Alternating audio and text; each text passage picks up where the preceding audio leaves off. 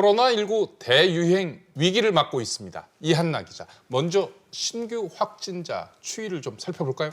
네, 하루하루 신규 확진자가 무섭게 쏟아지고 있습니다. 지금 추이를 살펴보면요. 8.15 서울 광화문 집회 전날인 14일부터 100명대로 들어섰습니다. 이후 23일 400명에 육박한 후 200명대로 내려가나 했더니 사흘 만에 다시 300명대로 올라섰습니다. 이후 지난 27일에는 결국 400명을 훌쩍 넘었습니다. 최근 확산세 좀 더 자세히 설명해 주시죠. 네, 누적 확진자 수 추이를 보면 최근 상황의 심각성을 알 수 있습니다. 특히 수도권 누적 확진자 수를 보여주는 이 그래프가 이번 달부터 가파르게 치솟는 걸 볼 수 있는데요. 이번 달 중순부터 사랑제일교회에서 시작된 이 집단 감염이 수도권을 중심으로 폭증했음을 알 수 있습니다.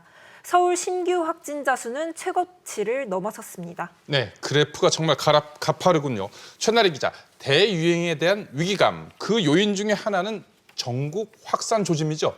네, 수도권을 넘어 전국으로 확산세가 심상치 않습니다. 그동안 확진자 수가 한두 명이었던 비수도권의 확진자가 최근에 무더기로 나오면서 방역당국도 긴장하고 있는데요.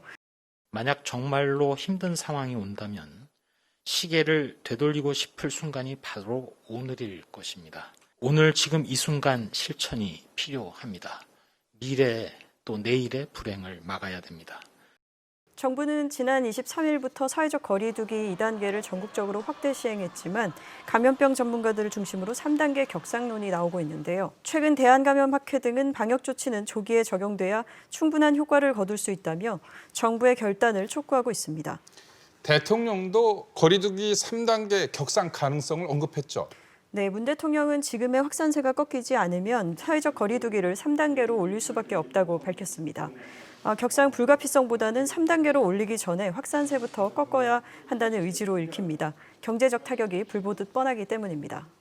지금 단계에서 막아내지 못한다면 사회적 거리두기 3단계로 격상될 수밖에 없습니다. 3단계 격상은 일상이 정지되고 일자리가 무너지며 실로 막대한 경제 타격을 감내해야 합니다.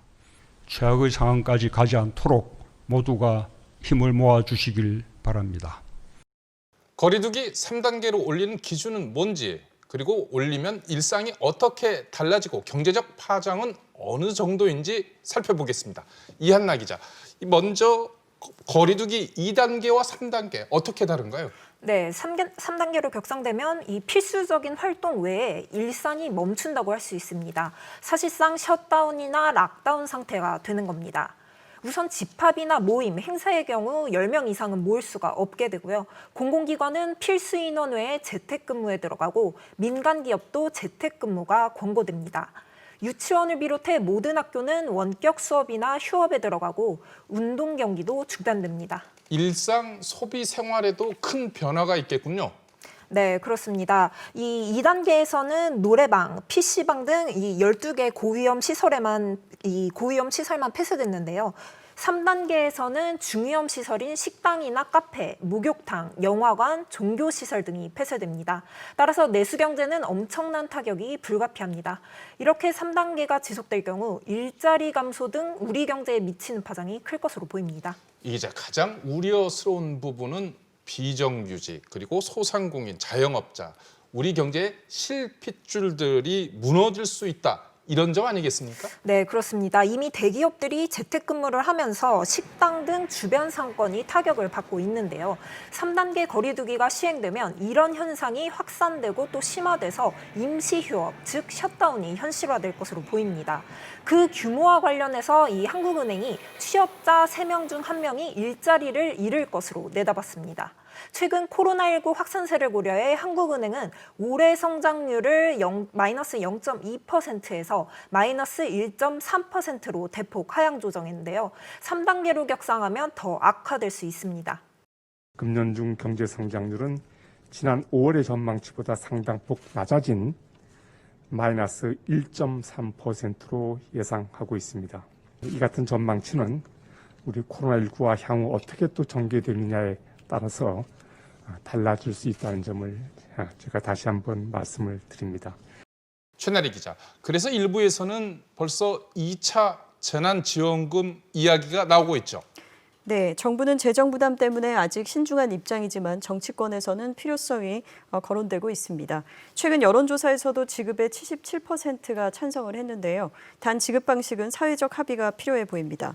전 국민 지급이 40.5%였지만 선별 지급 의견도 36.1%로 팽팽합니다. 2차 재난지원금과 관련한 논의는 거리두기 3단계 시행 여부에 따라 재점화될 것으로 보입니다. 이한나 기자, 3단계 조치의 요건은 뭔가요? 그리고 지금 현재 상황이 이 요건에 해당하나요? 네, 3단계 조치는 최근 2주 동안 하루 평균 확진자 수가 100명에서 200명 이상이 나오면서 하루 확진자 수가 2배로 증가하는 이른바 더블링 현상이 일주일에 2번 이상 나올 경우에 내릴 수 있는데요. 네. 최근 2주간 확진자는 하루 평균 187.5명으로 3단계 격상 기준 중 하나에 해당합니다. 또 더블링 현상에도 근접하고 있는데요. 지난 14일, 15일 각각 전날보다 1.8배 증가했습니다. 최나리 기자, 일부에서는 이미 3단계 조치를 취했어야 한다. 타이밍을 놓쳤다. 이런 이야기도 나오고 있죠. 네, 일부 전문가들은 치료약도 백신도 없는 상황에서 가장 효과적인 조치가 사회적 거리두기 강화라는 데 목소리를 높이고 있습니다. 당장 3단계로 올려야 한다는 겁니다.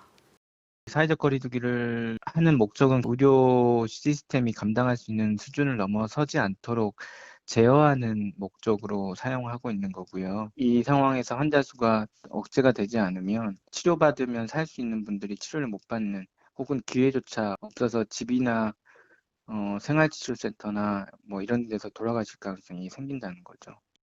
이런 지적이 나오는 근거는 뭔가요? 네, 3단계 격상을 주장하는 감염 전문가들이 가장 우려하는 것은 수도권에서의 급증 현상입니다. 단순히 확진자 숫자가 증가하는 것이 아니라 깜깜이 감염, 집단 감염이 늘고 있다는 겁니다. 최근 이런 수도권 깜깜이 확진 증가가 전국으로 확산되는 양상입니다. 지금 수도권은 동시다발적으로 고위험 시설에서 생기는 모든 환자 유형들이 다 같이 생겼습니다. 감염 경로를 아직 없는 사람들 비율도 급격하게 증가됐고요. 그만큼 지역사회에 광범위하게 전파가 되고 있다는 의미고, 그런 상황이 방치가 되면 바이러스의 특징대로 기하급수적으로 증가하는 양상을 보일 수밖에 없거든요. 최 기자, 가장 우려스러운 부분은 지금의 감염 속도를 볼 때 과연 우리 의료 시스템이 감당할 수 있겠느냐, 이 부분 아니겠습니까? 네, 가장 큰 문제는 병상 부족인데요. 이미 전국이 포화 상태에 달했습니다. 중환자 치료 병상이 부족하다는 중환자 전문가들의 의견이 제기됨에 따라 어제부터 수도권의 중환자 병실 운영 현황에 대하여 현장 점검을 통해 즉시 운용 가능한 병상을 파악하고 조정하는 작업을 하고 있습니다.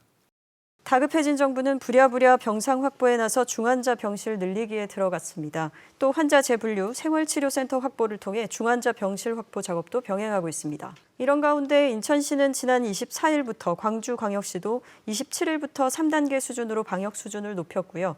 서울시도 10인 이상 집회를 금지했고 실내외에서 마스크 쓰기를 의무화했습니다. 또 교육부는 지난 25일 유치원과 초중고교, 특수학교는 26일부터 다음 달 11일까지 원격 수업으로 전환한다고 밝혔습니다. 한편 3단계 격상 논란과 관련해 청와대 핵심 관계자는 지금은 3단계를 언급하기보다 2단계 수칙을 철저히 준수하는 게 더 중요하다고 강조했습니다.